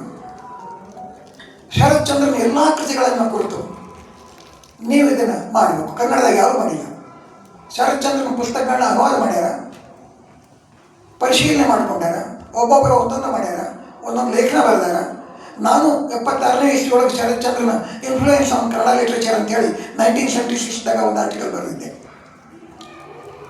ಅದನ್ನು ಸಾಹಿತ್ಯ ಪರಿಷತ್ ಬೆಂಗಳೂರು ಪ್ರಿಂಟ್ ಮಾಡಿದರು. ನಾನು ಮೊನ್ನೆ ಕಲ್ಕತ್ತದಿಂದ ಬಂದಮೇಲೆ ನೋಡಿದೆ ಅದನ್ನು. ನಾನು 76ನೇ ಇಸ್ವಿಯೊಳಗೇ ನಾನು ಆರ್ಟಿಕಲ್ ಬರೆದೆ. ನಾನು ಕನ್ನಡ ಸಾಹಿತ್ಯದ ಮೇಲೆ ಶರತ್ ಚಂದ್ರನ ಪ್ರಭಾವ, ಯಾವ್ಯಾವ ಸಾಹಿತಿ ಯಾವ್ಯಾವ ಪುಸ್ತಕದ ಮೇಲೆ ಎಲ್ಲೆಲ್ಲಿ ಇನ್ಫ್ಲೂಯೆನ್ಸ್ ಆಗೈತಿ, ಎಲ್ಲೆಲ್ಲಿ ಕಾಪಿ ಮಾಡ್ಯಾನ, ಎಲ್ಲೆಲ್ಲಿ ಇಡೀ ಪ್ಯಾರಾಗ್ರಾಫ್ ಎಲ್ಲ ಕೋಟ್ ಮಾಡಿದ್ದು ನಾನು ಆರ್ಟಿಕಲ್ದಾಗ ಕೋಟ್ ಮಾಡಿದ್ದು ನಾನು. ನನಗೆ ವಿಚಿತ್ರ ಅನಿಸ್ತು. ಈಗ ಓದಲಿಕ್ಕೆ ಸಾಧ್ಯ ಇಲ್ಲ. ಆ ಪುಸ್ತಕಗಳು ನಿಮಗೆ ಸಿಗೋದಿಲ್ಲ ಈಗ, ಆ ರೈಟರ್ಸ್ ಸಿಗೋದಿಲ್ಲ ಈಗ, ಆ ಪುಸ್ತಕಗಳು ಸಿಗೋದಿಲ್ಲ ನಿಮ್ಗೆ, ಆ ರೀಡಿಂಗ್ ಇಲ್ಲ. ಬಟ್ ಅವ್ರು ಹುಡುಕ್ಬೇಕು. ಅದಾವ ಆ ಪುಸ್ತಕ ಇದ್ದೇ ಇರ್ತಾವೆ, ಲೈಬ್ರರಿಗಳಿಗೆ ಎಲ್ಲ ಇದ್ದೇ ಇರ್ತಾವೆ. ಇಂಥ ಅದ್ಭುತವಾದಂಥ ಬರವಣಿಗೆ ನಾವು ಮಾಡಬೇಕು. ಈಗ ಶರತ್ ಚಂದ್ರನ ಬಗ್ಗೆನೇ ಸುಮಾರು ಅವ್ರ ಕಥೆಗಳನ್ನು, ಸಣ್ಣ ಸಣ್ಣ ಕಥೆಗಳದ ಒಂದಿಬ್ಬರು ಲೇಖಕರು ಯಾರಿಗಾರು ಹೇಳಿ ಅವ್ರು ಹಂಚಿ. ಆಮೇಲೆ ಕಾದಂಬರಿಗಳು, ಸಣ್ಣ ಕಾದಂಬರಿ ಅದಾವ, ಮಧ್ಯಮ ಕಾದಂಬರಿ ಅದಾವ, ದೊಡ್ಡ ಕಾದಂಬರಿ ಅದಾವ. ಒಂದು 3 ಮಂದಿ ಹಂಚಿರಿ. ಅವನು ಕೂಡ ಒಬ್ರು ಯಾರಾದರೂ 4-5 ಕಾದಂಬರಿಗಳ ಬಗ್ಗೆ ಬರಲಿ, ಹೆಂಗೆ ಹಂಚಿರಿ. ಒಂದು ಅಥವಾ 8-10 ಮಂದಿ 2-3 ಕಾದಂಬರಿ ಬಗ್ಗೆ ಬರ್ತೀನಿ. ಲೇಖನಗಳದಾವ, ನಾಟಕ ಅದಾವ, 2 ನಾಟಕ ಬರೆದಾವ ಶರತ್ ಚಂದ್ರ. ನಾಟಕದ ಬಗ್ಗೆ ಆಮೇಲೆ ಲೇಖನಗಳನ್ನು ಬರೆದಾರ. ಅವು ಈ ಹೆಣ್ಣಿನ ಸ್ಥಾನಮಾನ ಇಂಥವು ಅದ್ಭುತ ಲೇಖನಗಳಿದಾವೆ. ಅವ್ರು ತೀರ್ಕೊಂಡ ಮೇಲೆ ಪಬ್ಲಿಷ್ ಆದಂಥ ಲೇಖನಗಳಿದಾವೆ. After demise of Charan many articles are published after demise. ಇಂಥವನ್ನೆಲ್ಲ ಸೇರಿಸಿ ಈಗ ನೀವು ಸೆಲೆಕ್ಟ್ ಮಾಡಿ. ನಾವು ಸಂಘಟನೆಯವರೇ ಇರಬೇಕು ಅಂತಿಲ್ಲ, ಬೇಕಾದವರು ಇರಲಿ, ಅವ್ರ ಕಡೆಯಿಂದ ಲೇಖನ ಬರ್ಸೋಣ. ನಾವು ಯಾರು ಷರತ್ತನ್ನು ಓದ್ತಾರೆ ಅವರು ನಮ್ಮ ಸಂಘಟನೆಯವರು ಆಗ್ತಾರೆ. ಓದೋರು ಸಂಘಟನೆಯವರು ಆಗ್ತಾರೆ. ಯಾಕಂದ್ರೆ ಆ ಕಮಿಟ್ಮೆಂಟ್ ಬಂದ್ಬಿಡ್ತೈತೆ. ಅದು ಷರತ್ತನ್ನು ಓದಿದ್ರೆ ಷರತ್ತಿನ ಒಂದೊಂದು ಶಬ್ದನೇ ನಿಮ್ಮನ್ನು ಹಿಡ್ಕೊಂಡ್ಬಿಡ್ತೈತೆ. ಅದು ಮಾಡಿದ ಅದನ್ನೇ ಆ ಪುಸ್ತಕವನ್ನು ಎಡಿಟ್ ಮಾಡಿಕೊಂಡ್ರಿ. ಮತ್ತು ಇದ್ರ ಜೊತೆಗೆ ಇನ್ನೊಂದು, ನಾನು ಶಿವದಾಸ್ ಘೋಷ್ ಅವ್ರ ಹೆಸರು ಕೇಳಿದ್ದೆ ಲಾಸ್ಟ್ ಟೈಮ್, ಒಂದು 3-4 ವರ್ಷದಿಂದ. ನಮ್ಮ ಸಿದ್ಧಾಂತಗಳನ್ನು ಇಷ್ಟು ಹತ್ತಿರದಿಂದ ಬಲ್ಲವರು, ಹೇಳಿದವರು, ಅವರು ಕನ್ನಡ ಪುಸ್ತಕಗಳನ್ನ ಅನುವಾದ ಎಲ್ಲ ಮಾಡಿದ್ದು ರಾಧಾಕೃಷ್ಣ ಅವರು, ಇವರೆಲ್ಲ ಬನ್ನಿ ನಮ್ಮ ಗೌಡ್ರು ನನ್ನ ಪುಸ್ತಕಗಳು ತಂದುಕೊಟ್ರು. ನನಗೆ ಗೊತ್ತಿದ್ದಿಲ್ಲ ಎಷ್ಟೋ ದಿನ. ನಮಗವ್ರಿಗೆ ಹೊರಗಿನವರು ಬಂಗಾಳಿಗಳು. ಶಿವದಾಸ್ ಘೋಷ್ ತೀರ್ಕೊಂಡು ಮುಂದಿನ ವರ್ಷ 50 ವರ್ಷ ಆಗ್ತದೆ. 26 ಅವ್ರು ತೀರ್ಕೊಂಡು 50 ವರ್ಷ ಆಗ್ತೈತಿ. ಅವರ ಸಮಗ್ರ ಸಾಹಿತ್ಯ ಭಾಳ ಕಡಿಮೆ ಐತಿ. ಒಂದು 200 ಪುಟ 300 ಪುಟನೂ ಆಗಲಿಕ್ಕಿಲ್ಲ. ಅದನ್ನು ಎಡಿಟ್ ಮಾಡ್ಕೊಡ್ರಿ. ಕನ್ನಡದಾಗ ಈಗಾಗಲೇ 2-3 ಪುಸ್ತಕ ಬಂದಾವ. ನೀವು ಬೆಂಗಳೂರು ಘಟನೆಯವರೆಲ್ಲ ಮಾಡಕತ್ತೀರಿ, ನಮ್ಮವರು ಮಾಡಿರಿ. 200-300 ಪುಟನ ನಮ್ಮ ಓದುಗರಿಗೆ ಕೊಡಬೇಕು. ಆ ಪುಸ್ತಕ ಕೊಡಲಾರ್ದಾನೆ ಶಿವದಾಸ್ ಘೋಷನ್ ಕೊಡಲಿಕ್ಕೆ ಆಗೋದಿಲ್ಲ. ನಾವು ಬರೀ ಹೇಳೋದ್ರಿಂದ ಆಗೋದಿಲ್ಲ, ಎದಕ್ಕೆ ಇಡಬೇಕು. ಮತ್ತು ಅವರು ಶರತ್ ಚಂದ್ರನ್ ಸಾಹಿತ್ಯದ ಬಗ್ಗೆ ಬೇರೆಲ್ಲ ಬರೆದಾಗ ಅವನ್ನ ನಾವು ಲೇಖನಗಳ ರೂಪದೊಳಗೆ ಎಡಿಟ್ ಮಾಡ್ಕೊಂಡು ಕೊಡಬೇಕು. ಕೊಟ್ಟರೆ ಅದನ್ನು ಕಮಿಟ್ಮೆಂಟ್ ಮಾಡಿ ನಾವು ಜನರಿಗೆ ಹೇಳಲಿಕ್ಕಾಗತಿ. ಇಂಥ ಕೆಲಸವನ್ನು ನೀವು ಮಾಡಿರಿ, ನಿಮ್ಮ ಜೊತೆಗಿದ್ದವ್ರ ಕಡೆ ಹೇಳಿ ಶುರು ಮಾಡಿರಿ. ನನಗೆ ಗೊತ್ತಿರುವಂಥ ಕೆಲವು ವಿಷಯಗಳನ್ನು ಇನ್ನೂ ಬರೀಬಲ್ಲೆ, ಅನುಭವಗಳನ್ನು ಬರೀಬಲ್ಲೆ. ಈ ಕ್ರಿಟಿಕಲ್ NLT ಇಂಥವೆಲ್ಲ ಇತ್ತೀಚೆಗೆ ಸಾಧ್ಯ ಆಗ್ತಾ ಇಲ್ಲ, ಅದು ಮಾಡ್ತೀನಿ. ಅನ್ನೋ ಸಂಘಟನೆಯನ್ನು ಮಾಡಿಕೊಂಡು ಇಂಥವನ್ನೆಲ್ಲ ನಿಮ್ಮ ಈ ಪ್ರಶ್ನೆಗಳ ಮೂಲಕ ಈಗ ಏನಾದರೂ ಕೇಳಿದರೆ ಅದು ನಾನು ಹೇಳ್ತೀನಿ. ಹೆಂಗೆ ನೀವು ಮಾಡ್ಕೋಬೇಕು ಅನ್ನೋದನ್ನು ನಾನು ಆ ಮೂಲಕನೇ ಹೇಳ್ತೀನಿ. ನೀವೇನಾದರೂ ಕೇಳ್ತಿದ್ರೆ ಕೇಳಿ. ನಾನು ಸ್ವಲ್ಪ ಹೆಚ್ಚು ಮಾತಾಡೀನಿ, ಒಂದು 10 ನಿಮಿಷ ಮಾತಾಡೋದು, ಹೆಚ್ಚು ಮಾತಾಡೀನಿ.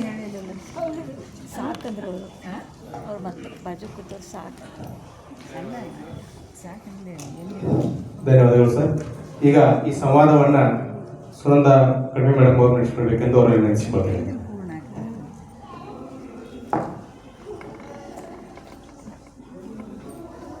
ಸರ್ ನಮಸ್ಕಾರ. ನಿಮ್ಮ ಸುದೀರ್ಘ ಅವಧಿಯ ಬರವಣಿಗೆಯ ಒಂದು ಪಯಣವನ್ನು ಇಷ್ಟೊತ್ತು ಮಾತಾಡಿದರೆ ಅತ್ಯಂತ ಹೆಚ್ಚು ಪ್ರಸಿದ್ಧಿಯನ್ನು ಪಡೆದಂತಹದ್ದು ಅಂದರೆ ಹಿಂದಿಯಿಂದ ಕನ್ನಡಕ್ಕೆ ನೀವು ಅನುವಾದಿಸಿದ ಹಲವಾರು ಗ್ರಂಥಗಳು, ನಾಟಕಗಳನ್ನು, ಕವಿತೆಗಳನ್ನು, ಪ್ರಬಂಧಗಳನ್ನು, ಕಥೆಯನ್ನು, ಜೀವನ ಚರಿತ್ರೆಗಳನ್ನು ಹಿಂದಿಯಿಂದ ಕನ್ನಡಕ್ಕೆ ತಂದಿದ್ದೀರಿ. ಅದು ಎಲ್ಲ ಒಂದು ಅನುವಾದದ ಒಂದು ಸವಾಲು ನಿಮಗೆ ಗೊತ್ತೇ ಇದೆ. ಇವಾಗ 2024ರಲ್ಲಿ ನಿಮಗೆ ಕಾಳಿದಾಸನ ಮಾಲವಿಕಾಗ್ನಿ ಮಿತ್ರಂ ಅನ್ನ ನೀವು ವಿದಿಶಾ ಪ್ರಹಸನ ಅಂತ ಅನುವಾದ ಮಾಡಿದ್ದಕ್ಕೆ ಕೇಂದ್ರ ಸಾಹಿತ್ಯ ಅಕಾಡೆಮಿ ಅನುವಾದ ಪುರಸ್ಕಾರ ದೊರೆತಿದೆ.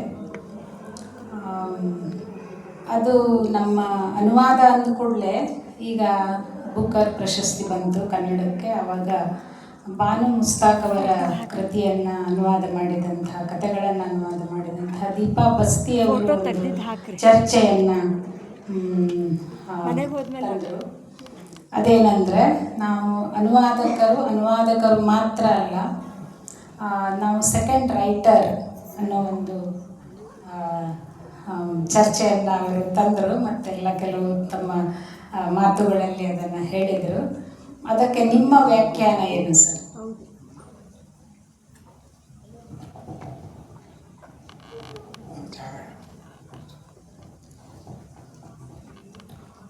ಅನುವಾದ ಅನುಸೃಷ್ಟಿ ಆಗಬೇಕು. ಅನುವಾದ ಅಂದರೆ ಲಿಟ್ರಲ್ ಟ್ರಾನ್ಸ್ಲೇಷನ್ ಅಲ್ಲ, ಕ್ರಿಯೇಟಿವ್ ಟ್ರಾನ್ಸ್ಲೇಷನ್. ಅವಾಗ ಅನುವಾದ ಬೇರೆನೇ ಆಗಿಬಿಡ್ತೈತಿ, ಮೂಲ ಬೇರೆ ಆಕೈತಿ, ಇದು ಬೇರೆ ಆಕೈತಿ. ಈಗ ನಾನು ನಾಟಕಗಳನ್ನು ಅಥವಾ ನನ್ನ ಹಿಂದಿಯಿಂದ ಮಾಡಿದ್ದ ಎಲ್ಲ ನಾಟಕಗಳನ್ನು ನೀವು ಮೂಲನೂ ಇಟ್ಕೊಳ್ರಿ, ಅನುವಾದನೂ ಇಟ್ಕೊಳ್ರಿ, ಅನುವಾದ ಬೇರೆನೇ ಅನಿಸ್ಬಿಡ್ತೈತಿ ನೀವು. ಆದರೆ ನಾನು ಬಿಟ್ಟು ಹೋಗಿರೋದಿಲ್ಲ, ನಾನು ಬೇರೆನೇ ಅನಿಸ್ತೈತಿ. ಕಾರಣ ಕನ್ನಡಕ್ಕೆ ಅದು ಜಾಯಮಾನಕ್ಕೆ ಹೊಂದಬೇಕು. ಹಿಂದಿ ಜಾಯಮಾನಕ್ಕೆ ತಕ್ಕಂಗೆ ಅವ್ರು ಮಾಡಿರ್ತಾರೆ, but it should adjacent to our own culture and language and tradition. ಹಿಂಗೆ ಹೊಂದುವಾಗ ನಾವು ಮಾಡ್ಕೋಬೇಕು. ಈಗ ನಾನು ಹಿಂದಿಯ ಇಟ್ಟು ನಮ್ಮ ಕ್ರಾಂತಿಕಾರಿ ಭಗತ್ ಸಿಂಗಿನ ಬಗ್ಗೆ ಒಂದು ನಾಟಕ ಬರೆದೆ. ಭಗತ್ ಸಿಂಗಿನ ಬಗ್ಗೆ ನಾಟಕ ಬರೆದಾಗ ಆ ಹಾಡುಗಳನ್ನು ಹಿಂದಿನೊಳಗೆ 1 ಸಾಲ 2 ಸಾಲ ಅಷ್ಟೇ ಉರ್ದು ಹಾಡು, ಆಮೇಲೆ ಕಂಪ್ಲೀಟ್ ಅದೇ ಘಾಟಿ ಒಳಗೆ ಕನ್ನಡ ಹಾಡ್ನಾಗ ಮಾಡ್ತೇನೆ. ನಾನು ಕನ್ನಡ ಚೇಂಜ್ ಮಾಡಿಬಿಡ್ತೀನಿ. ನಾಟಕಕಾರ ಹಾಡುವಾಗ ಆ ಹಿಂದೆ 1 ಲೈನ್ ಅಥವಾ 2 ಲೈನ್ ಬ್ಯಾಕ್ಗ್ರೌಂಡ್ನಾಗ ಹಿಂದಿ ಹಚ್ಬೋದು ಅಥವಾ ಬಿಡ್ಬೋದು, ಇಡೀ ಪದ್ಯ ಕನ್ನಡದಾಗ ಬಂದುಬಿಡ್ತೈತೆ. ಅದು ಈ ಥರ ಕನ್ನಡೀಕರಣ ಮಾಡ್ಕೋಬೇಕು. ಯಾವುದೇ ಭಾಷೆ ಯಾವ ಭಾಷೆಗೆ ತರ್ಜುಮೆ ಆಗ್ತದೋ ಅದು ತರ್ಜುಮೆ ಅಲ್ಲ, ಅದು ಆ ಭಾಷೆದ್ದೇ ಆಗಬೇಕು. ಮುಂದಾದರೂ ಕೂಡ ಅದು ಕಂಟಿನ್ಯೂ ಆಗೋದು ಆ ಭಾಷೆದ್ದೇ. ಆದ್ದರಿಂದ ಆ ಭಾಷೆಗೆ ಹೋಗ್ಬೇಕು. ಅದು ಅನುವಾದ ಅಂತ ಉಳಿಬಾರದು. ನಾನು ಮಾತ್ರ ಹಂಗೆ ಮಾಡೀನಿ, ಎಲ್ಲ ಅನುವಾದ ಹಂಗೆ ಮಾಡೀನಿ. ಈಗ ನೀವು ಮಾಳವಿಕಾ ಅಗ್ನಿಮಿತ್ರ ನಮ್ಮ ದೊಡ್ಡಾಟ ಶೈಲಿಯೊಳಗೆ ಬದಲಿ ಮಾಡಿಬಿಟ್ಟೆ. ನಾನು ಇವತ್ತು ಇವರು ನಮ್ಮ ಶ್ರೀನಿವಾಸ ಜೋಶಿಯವರು ಹೇಳಿದರು, ದೊಡ್ಡಾಟ ಸ್ಟೈಲ್ ನಮ್ಮ ಧಾರವಾಡದ ದೊಡ್ಡಾಟ ಸ್ಟೈಲ್ ಮನ್ಮುಟ್ಟಿ ಒಳಗೆ ನಾನು ನೋಡಿದ್ದ ದೊಡ್ಡಾಟದ ನಾಟಕ. ನಮ್ಮ ಅಜ್ಜ ಚನ್ನಲ್ಲಪ್ಪ ಅಂತ ಒಬ್ಬ ಇದ್ದ, ಅವನೇ ತಲೆ ಮುಂದಿತ್ತು. ಅವನು ಅದರ ಬರೆದೇನು ಕೂಡ ನಮ್ಮ ಮುನ್ನುಡಿ ಒಳಗೆ ಅದನ್ನೇ ಬರೆದೆ ನಾನು. ಈ ಥರ ದೊಡ್ಡಾಟ ಇವತ್ತು ಉಳಿದೈತೆ ಇಲ್ಲೋ ಗೊತ್ತಿಲ್ಲ. ಅದ ಊರೊಳಗೆ ನಾನು ದೊಡ್ಡಾಟ ಉಳಿದಿರ್ಲಿಕ್ಕಿಲ್ಲ, ಅದು ನನ್ನ ನಾಟಕದ ದೊಡ್ಡಾಟ ಉಳಿದೈತಿ. ಅವತ್ತಿನ ಟ್ರೆಡಿಷನ್, ಅವತ್ತಿನ ಲಿಟ್ರೇಚರ್, ಅವತ್ತಿನ ಪ್ರೊಡಕ್ಷನ್ ಆ ನಾಟಕದಾಗ ಇವತ್ತಿಗೂ ಉಳಿದೈತಿ, ಉಳಿಬೇಕು. ಈ ಥರ ನಮ್ಮ ಅನುವಾದಗಳಾಗಬೇಕು. ಅದಕ್ಕೆ ಅವರು ದೀಪಾ ಭಾಸ್ತಿ ಅವರು ನಮ್ಮ ಹೆಸರು ಬರೋದ್ರಿಂದ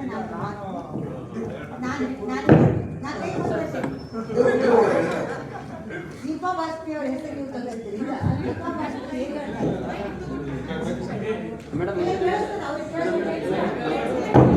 ದೀಪಾ ಭಾಸ್ತಿ ಅವರು ಹೇಳಿರುವಂಥ ಒಂದು ಮುಖ್ಯವಾದ ಪ್ರಮೇಯ ಏನು ಅಂತಂದ್ರೆ, ಅವ್ರು ಹೇಳೋದೇನೆಂದ್ರೆ, ನಾನು ಅನುವಾದ ಮಾಡಿದ ಮೇಲೆ ನಾನು ಸಹ ಲೇಖಕಿ ಅಂತಾರೆ. ಇದನ್ನು ನೀವು ಒಪ್ತೀರೇನೋ ಅಂತ ನಾನು ಕೇಳಬೇಕಾಗಿದೆ. ನಾವು ಅಲ್ಲ ಅಂತೀವಿ. ಈಗ ಈಗ ನಾವು ಮೀರಾನ ನಾನು ಅನುವಾದ ಮಾಡಿದರೆ ನಾನು ಮೀರಾನ ಸಹ ಲೇಖಕಿ ಹೆಂಗಾಗ್ತೇನೆ? ಮೀರಾನ ಅನುವಾದಕ್ಕೆ ಆಗ್ತೇನೆ ನಾನು. ಅನುವಾದಕ್ಕೆ ಅಂದರೆ ಸೆಕೆಂಡ್ ಅಂತ ಇಟ್ಕೋಬೇಡ್ರಿ ಅಂತ ಹೇಳೋದು ಬೇರೆ.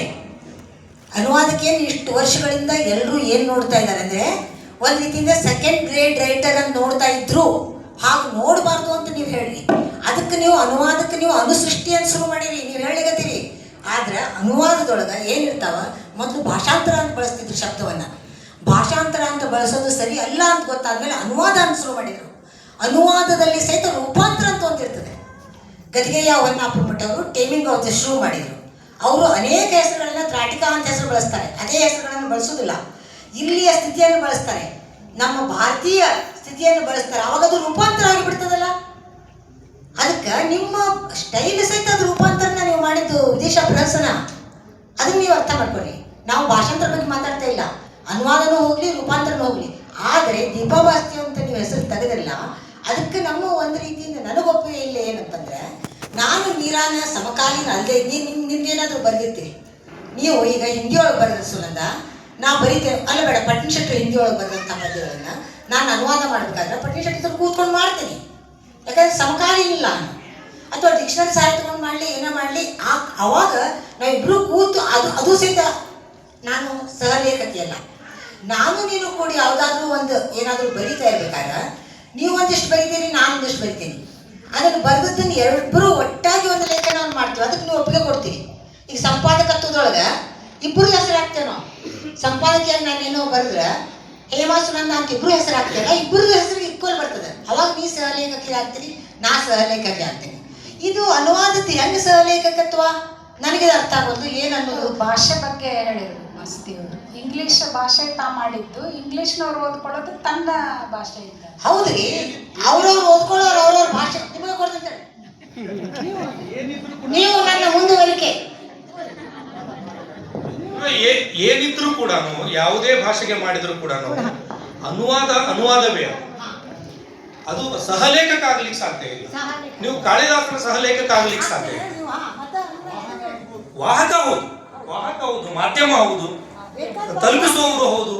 ಅದರ ನೀವಿಲ್ಲದೆ ಇದ್ರೆ ಕಾಳಿದಾಸನೇ ಇಲ್ಲ ಅಂತ ಬೇಕಾದ್ರೆ ಹೇಳ್ಬೋದು. ಯಾಕಂದ್ರೆ ನನಗೆ ಕಾಳಿದಾಸನ ತಂದು ಕೊಟ್ಟರ ಕಾರಣಕ್ಕಾಗಿ ನಿಮ್ಮ ಮೂಲಕವೇ ನನಗೆ ಕಾಳಿದಾಸ ಬಂದ, ಹಾಗಾಗಿ ನೀವಿಲ್ಲದೆ ಇದ್ರೆ ನನಗೆ ಕಾಳಿದಾಸ ಇಲ್ಲ ಅಂತ ಹೇಳ್ಬೋದು. ಆದರೆ ನೀವು ಕಾಳಿದಾಸನ ಸಹಲೇಖಕ ಆಗಕ್ಕೆ ಸಾಧ್ಯ ಇಲ್ಲ. ಹಾಗಾಗಿನೇ ಬೇಂದ್ರೆಯವರು ಕನ್ನಡ ಮೇಘದೂತ ಅಂತ ಹೆಸರಿಟ್ಟರೆ ಹೊರತು ಅದಕ್ಕೆ ಅನುವಾದ ಅಂತ ಕರೀಲಿಲ್ಲ. ಅದೊಂದು ಬೇರೆದೇ ಸೃಷ್ಟಿ ಅಂತ ಮಾಡ್ಕೊಂಡ್ರು. ಅದು ಅನುವಾದವೂ ಅಲ್ಲ, ಅದು ಭಾಷಾಂತರವೂ ಅಲ್ಲ. ಈ ವ್ಯಾಖ್ಯಾನಗಳ ಜಂಜಡಕ್ಕೆ ಸಿಗಬಾರ್ದು ಅಂತಾನೆ ಮಾಡಿರಬಹುದು ಅಂತ ಅನ್ಕೊಂಡಿದ್ದೆ.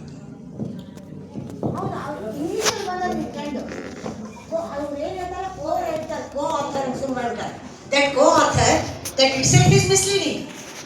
Are you going to? Yeah. No, let us be very precise. Yeah. When Deepa said that she is like a co-author, then Banu Mushtaq had a very point. Yeah. She said she is a translator. She is paid for it. Payment is not the problem, but the book belongs to the author. Yeah. So what is your take on that? That's what precisely I would like to know, because it's always a question whether the Anuvadak, whether Talisha getting his due or not. Now, I'll give the example. Gabriel Garcia Marquez is translated into English. He is not original. I didn't read him in the original. But I don't know who is the translator. Why should I know?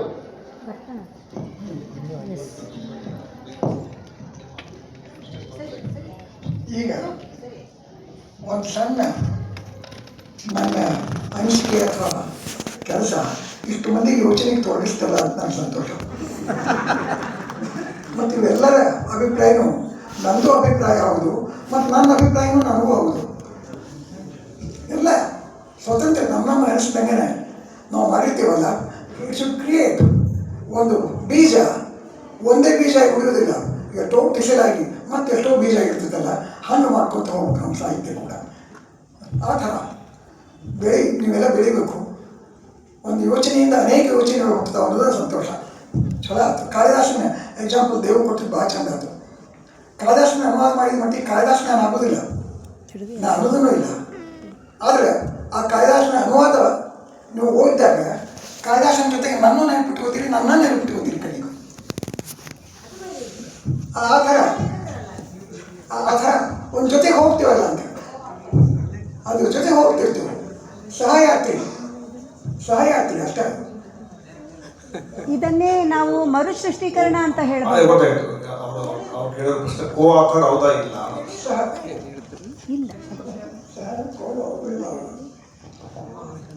Next ಪ್ರಶ್ನೆ ಕೇಳಬಹುದು sir.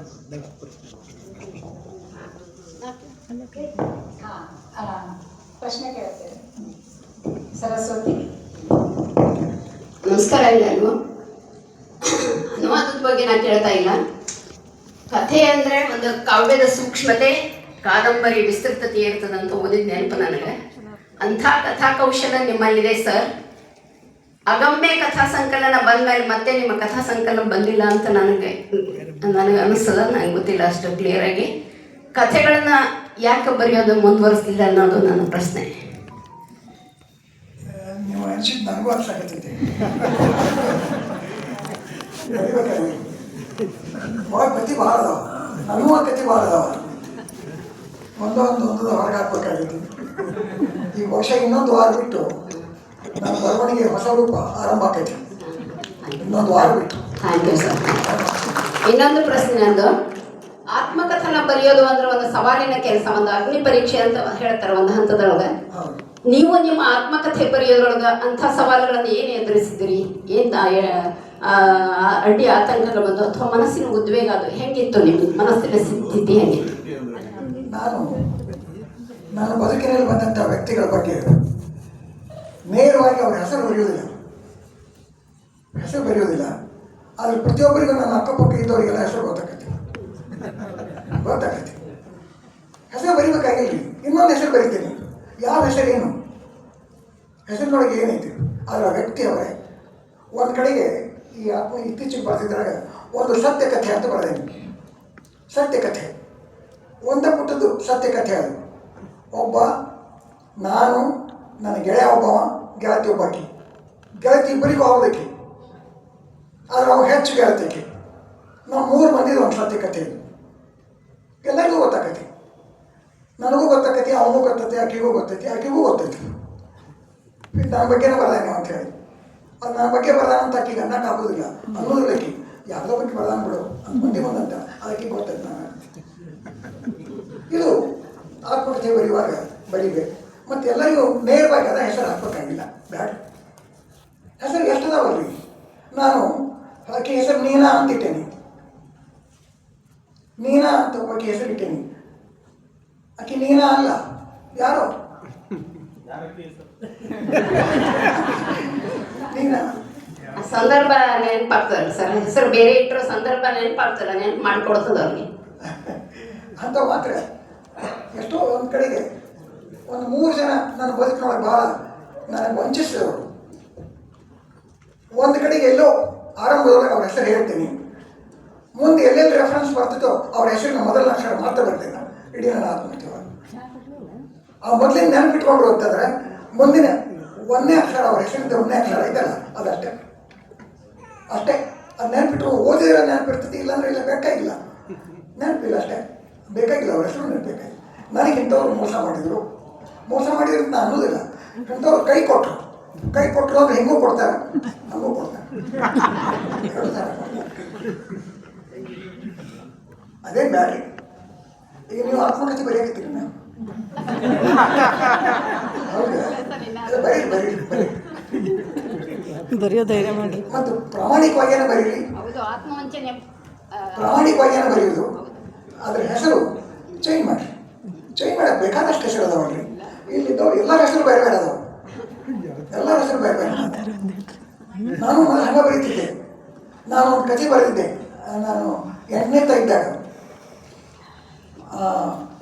ಕೊನೆಗೆ ನಮ್ಮ sir ಹೇಳಿದರು, ವರದರಾಜ ಗುರುಗಳು ಹೇಳಿದರು, ಹೆಸರು ಇದ್ದಂಗೆ ಬರಿಬೇಡ, ಹಿಂಗೆ ಕಡೆಗೆ ಏನಾರ ಹೆಚ್ಚು ಕಡಿಮೆ ಮಾಡಿ ಸಿಕ್ಕೊಂಡ್ಬಿಡ್ತೀನಿ, ತ್ರಾಸಕೈತಿ. ಆಮೇಲೆ ಮುಂದೆ ಹೆಸರು ಬದಲಿ ಮಾಡಕ್ಕೆ ಶುರು ಮಾಡಿಬಿಟ್ಟೆ. ಹಂಗೆ ಮಾಡ್ಬೇಕಾಗತ್ತೆ, ಮಾಡೋದು. ಸರ್, ಇವು ಬಿ ವಿ ಕಾರಂತರ ಒಂದು